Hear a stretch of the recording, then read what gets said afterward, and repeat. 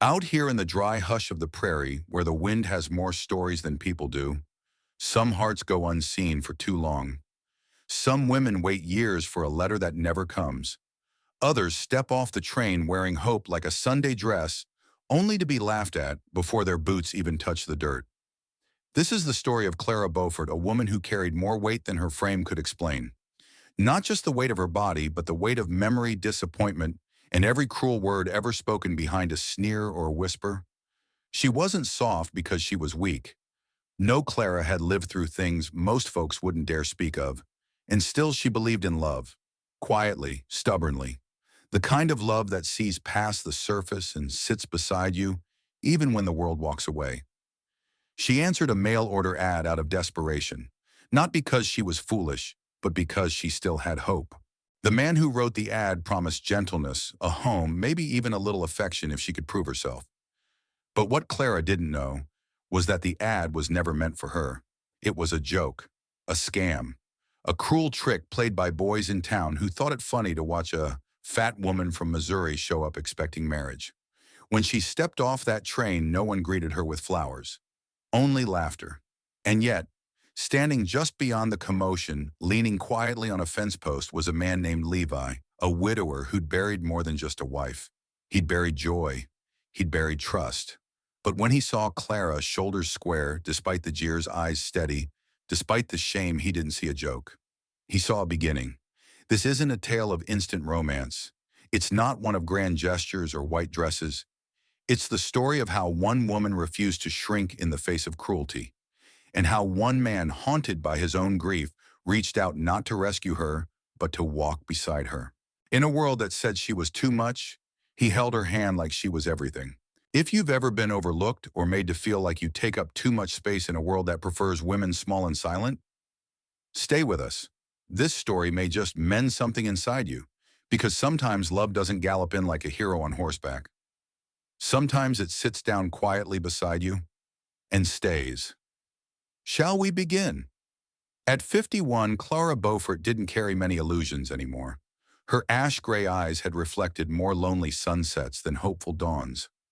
After losing her mother, the only person who never told her to shrink herself to be lovable, Clara packed up her belongings, left her sewing shop in Missouri, and boarded a train west. She had one worn bag and one picture, a faded copy of a wedding photo she'd been promised. The man who sent the letters Franklin Dobb had written in cursive so lovely it could lull you to sleep. He said he owned land in Wyoming, that he needed a wife not for labor or beauty, but companionship. That's what Clara held on to. But when the train pulled into Arrowhead Station, no one was there. No flowers, no smile, no kind eyes waiting just beyond the platform. Instead, there were whispers. A woman behind the depot counter smirked and said just loud enough, "That's her, the one those boys wrote to. Said they wanted to see if any woman would really come." A joke, that's all it was. Clara stood still, bag in hand. No tears, no protest, just silence. As though this shame had long since stopped being foreign to her. A boy carrying a bucket of water paused and looked at her with sympathy. "Ma'am, do you have someone to call?" Clara offered a gentle, exhausted smile. "No need, sweetheart. I came all this way. That's what matters." And she stepped off the platform, into the dust, into the hush of a place where no one was waiting yet. No one could take away the kindness still quietly beating in her chest. And so her journey begins, not to be chosen, but to discover she was never unworthy in the first place. The day after her arrival, Clara Beaufort sat on the edge of the train platform bench, her hat resting beside her hands, folded atop her worn travel bag. The air was dry and silent, as if the land itself didn't know what to make of her presence. A few townsfolk passed her with sidelong glances, some pitiful, some amused. No one offered more than a nod. Until late afternoon, when a wagon rolled in, the driver, tall and lean, wrapped in the quiet of a man who had known loss. His clothes were neat but patched, and his face, though weathered, bore the gentleness of someone who listened more than he spoke. His name was Levi Boone, a widower and farmer from the edge of town. He came not for Clara, but to pick up fencing wire. Yet as he stepped off his wagon and passed her, he noticed her hands still steady but curled slightly inward, like they were tired of holding disappointment. Their eyes met only briefly, but in that moment something flickered. Not desire, not fate, but a kind of recognition. The kind that says, "You've been alone too, haven't you?" As Levi paid for his wire and turned back toward the wagon, the station boy whispered to him, "That woman's been sitting there since yesterday. Some prank mail-order bride thing. Mean folks." Levi paused. He looked back at Clara, who now stood to leave, dusting off her skirt with careful grace. No tears, no pleading. And maybe that's what moved him. He took a few long strides toward her, removed his hat, and said, "Ma'am, I've got room on my wagon if you've nowhere to go. My farm isn't much, but it's honest land." Clara blinked, caught between gratitude and pride. "I won't be anyone's burden," she said softly. Levi nodded. "I don't offer rides to burdens. Only people who've stood too long in the heat." She studied him, then placed her hat back on her head and climbed aboard. The dirt road to Levi Boone's farm was long, winding, and oddly quiet. Not a silence of awkwardness, but of something suspended like the hush between thunder and rainfall. Clara Beaufort sat beside Levi on the wagon bench, her hands folded in her lap, the prairie wind tugging at the ribbon on her bonnet. She did not speak, nor did he. Yet in that quiet, 100 unspoken thoughts stirred between them. When they arrived, Levi helped her down. His home was modest, whitewashed walls, a rocking chair on the porch, a stubborn dog that barked once before retreating. A place meant for someone, but hollowed out by years of missing them. "Used to be 2 rocking chairs," he muttered, then offered her a room that smelled of lavender and cedarwood. "You can stay here until you decide what you'd like to do next." Clara nodded. "And if I decide to leave," he gave a gentle shrug, "then I'll help you pack." The days that followed were filled with a careful rhythm. Clara helped cook, patched a torn shirt, even read aloud by the hearth. But beneath the routine, doubt whispered. Was this charity? Was she merely an act of pity in work boots and quiet glances? The townspeople began to talk. "Did you see Boone brought home that mail-order reject? He must be lonely. Desperate even." Clara overheard a woman at the mercantile say, "A woman like that doesn't belong on a farm. She's more weight than help." It stung, not because it was new, but because it threatened the quiet comfort she was starting to feel. That evening she found Levi in the barn. "Is it true what they say?" she asked, voice low. "That I'm too much to carry?" Levi looked up from the hay he was tossing. He leaned his pitchfork against the stall and walked closer. "You're not something to carry, Clara," he said. "You walk beside." Her breath hitched, but she said nothing. For the first time in years, Clara felt the weight not of rejection, but of confusion. Of the strange ache that comes when your heart begins to hope again before you dare let it. Sometimes the heaviest burdens are the lies we've learned to believe about ourselves. The air shifted in late autumn. The leaves around Levi's homestead turned amber and ash. And something else, something invisible but no less real, shifted inside Clara Beaufort too. She had spent most of her adult life trying to take up less space. In a room, in a family, in someone's expectations. But now with her sleeves rolled up and her hands in bread dough, with Levi humming some wordless tune by the window, Clara realized something this house hadn't once asked her to shrink. She began to leave the door open when she read aloud. She laughed out loud when Levi accidentally spilled flour on his boots. She even dared to sit in the porch rocker, letting the world see her not hiding behind lace or apology. One evening, Levi returned from town with a new pair of boots for her. "They're sturdy," he said, setting them down. "You've earned more than hand-me-downs." Clara blinked slowly, then sat down beside the fire. "Why are you being so kind to me?" Levi paused for a long moment, then said, "Because when I see you, truly see you, I don't see a burden. I see a woman who still knows how to give warmth even after the world has been so cold to her." That night, Clara wept not from sorrow, but from something quieter and deeper. A kind of letting go. She no longer needed to beg for scraps of affection from people who measured love by waistlines or dowries. She was beginning to feel whole, not because someone else completed her, but because someone finally saw she was never broken. And in that barn one dusk, when Levi reached out, not with hesitation, but with calm certainty, and took her hand in his, Clara didn't flinch. She didn't apologize. She simply let him. And for the first time in decades, her heart exhaled. Sometimes healing isn't loud. It's just someone choosing you and staying. Winter came early to the plains that year, with wind that howled like the past and snow that blanketed everything in silence. But inside the cabin, there was warmth, and not just from the hearth. Clara Beaufort found rhythm in the days. She kneaded bread with confidence, now not apology. She spoke up when she had a thought worth sharing, which as Levi had gently reminded her was most thoughts. And each night when the oil lamp flickered low, she'd find her chair move just slightly closer to his. Not by accident. Levi was a man of few words, but when he did speak, it was with intention.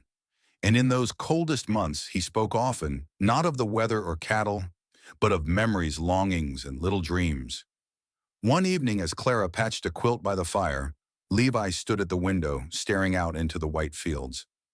I used to believe grief would be the only companion I'd know, he said softly. But now, it's quieted, like it's made room for something else. Clara didn't look up. She only replied, maybe grief is like snow. It covers everything for a while, but under it, life's still growing. Levi turned, walked over, and knelt beside her. He didn't say anything at first. He just rested his hand over hers, calloused to calloused. I don't want a housekeeper, Clara, he whispered. I want a partner. And if you'd have me, not out of need but choice, I'd be honored. For a moment, everything stilled. Not a creak, not a gust, not a breath out of place. Clara looked at the man beside her, his quiet strength, his grief-worn eyes, the way he held her hand, like it was made of something holy. And then she smiled, a soft trembling thing, but full. Yes, she said, not out of need, but choice. Outside, the snow kept falling, but in that house, spring had already begun. Some loves arrive not with thunder, but with the hush of a hand held steady, unshaken and true. Word travels fast in small towns, even when no one says a thing aloud. By early spring, folks in the valley had taken notice. Some whispered behind gloved hands when Clara Beaufort walked to town beside Levi. Others stared longer than they ought to when he gently carried her basket or waited outside the general store with a cup of tea already warming in his hand for her. They didn't fit the picture folks had in their heads. He was a widower, quiet, dependable, and lean as a fence rail. She was 51, soft in frame, and firm in mind with a past too long for some to accept. The townsfolk never said the cruel words out loud, but Clara knew the looks. She'd worn those same stares like chains in every place she'd tried to belong before.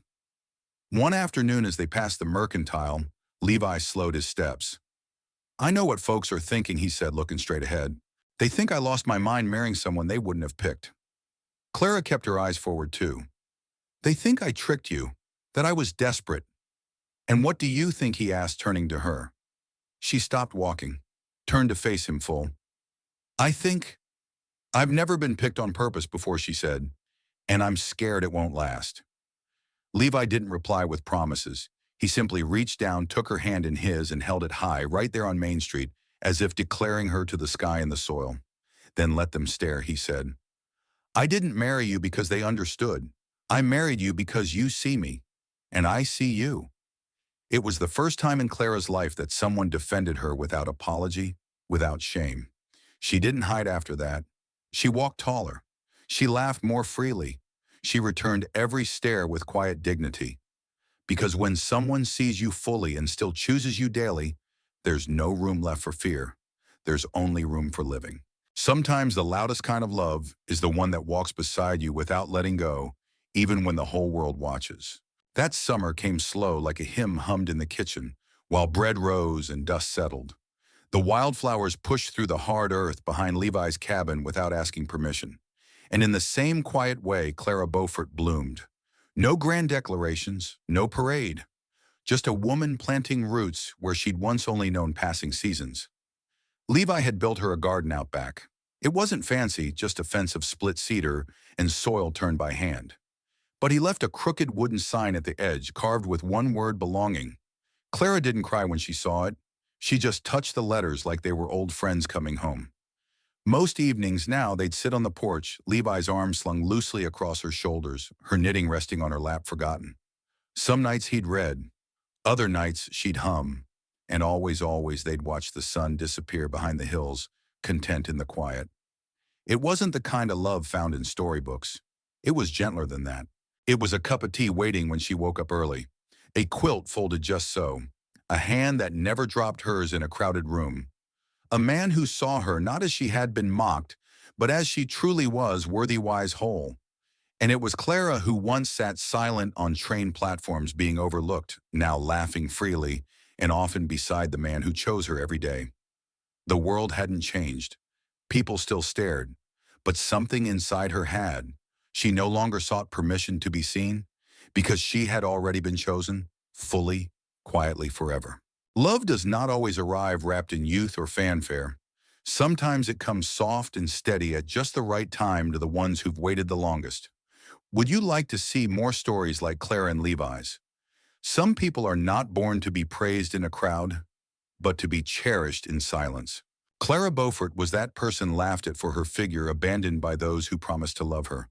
But she did not abandon her dignity. She did not resent. She just walked, with hope still burning in her heart like a small oil lamp in a windy night. And then Levi, a man who was not looking for anyone, found her. Not because she changed, but because she never lost herself. This story is not just about love between two people, it is also a gentle reminder. You do not have to fit anyone's standards to be worthy of love. If you ever feel like you are too much for the world, remember someone will find you just enough, like Levi did with Clara. Want to see a sequel or similar healing stories? Share your thoughts below. We listen to every word. And don't forget to subscribe to the Nun Wild West Saga channel so you don't miss out on the warm and humane stories of the Old West.